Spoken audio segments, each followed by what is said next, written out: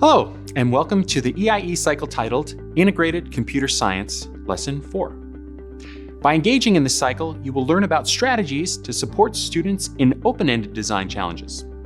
When teaching, have you ever been stumped by a question from a learner? Or not known how to help them? In open-ended design challenges, knowing all the answers is impossible. This creates an exciting opportunity to learn alongside your students.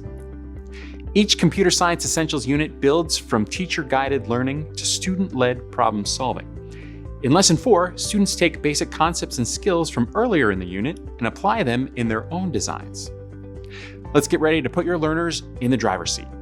Next up, you will spend time working through the Reflect section of the cycle, where you will explore all aspects of Lesson 4, both as the educator and as a learner.